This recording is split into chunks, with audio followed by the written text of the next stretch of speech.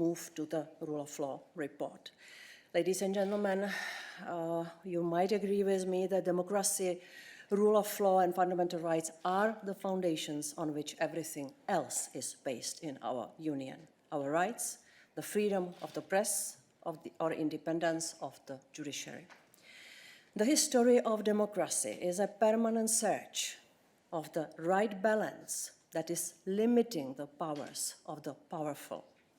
It is a search for the right system of checks and balances so that citizens have their rights protected and can exercise their sovereign power as freely as possible. This is why today we have a pleasure to present to you the first annual Rule of Law report that covers all EU member states. This is a preventive mechanism we are presenting today, and the first report of the mechanism is in front of you. It fills an important gap in this respect. There are three main aims of this preventive mechanism: to identify potential rule of law problems at an early stage, to do this based on dialogue with each member state, and overall to strengthen the rule of law culture across Europe. This is the first time that the Commission is taking a wider look at rule of law issues across the Union. The report covers 4 pillars: justice systems, anti-corruption frameworks, institutional issues related to checks and balances, media freedom and pluralism. Why these? Because it is relevant to have an overview of these issues and see the links between them. Not least because deficiencies often merge into an undrinkable cocktail, even if the individual ingredients seem to be fine. I sometimes hear that the rule of law does not have a concrete definition at the European level. The report already also clearly addresses this, pointing to the Article 2 of the treaty, to the rulings of the Court of Justice, the Council of Europe, or the European Court of Human Rights. The definition that emerges from this is actually quite comprehensive and, I believe, very logical.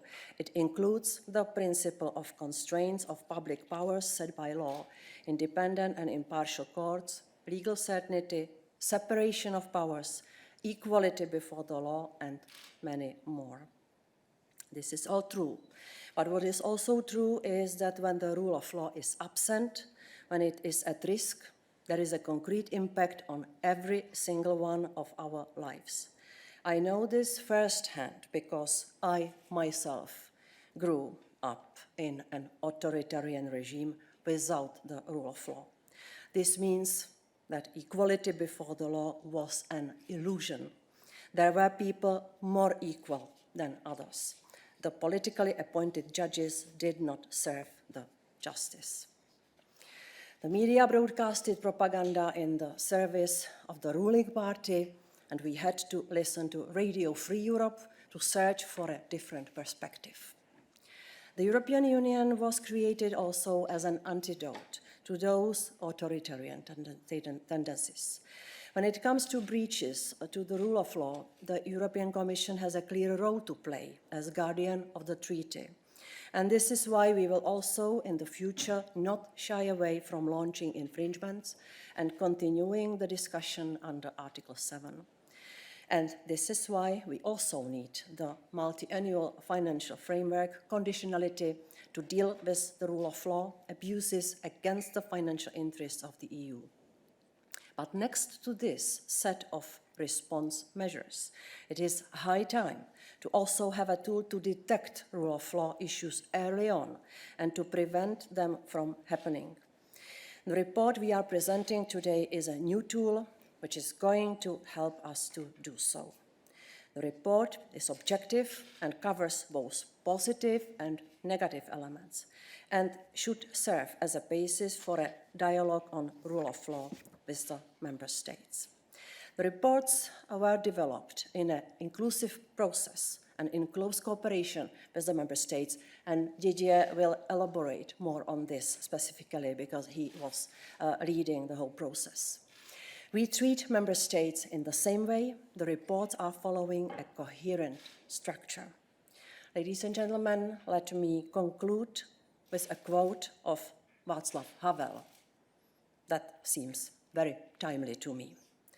The natural disadvantage of democracy is that it is extremely tiring to those who mean it honestly, while it allows almost everything to those who do not take it seriously. And it was the end of the quote, and if I may add something for today, and to those who want to abuse it. Thank you very much.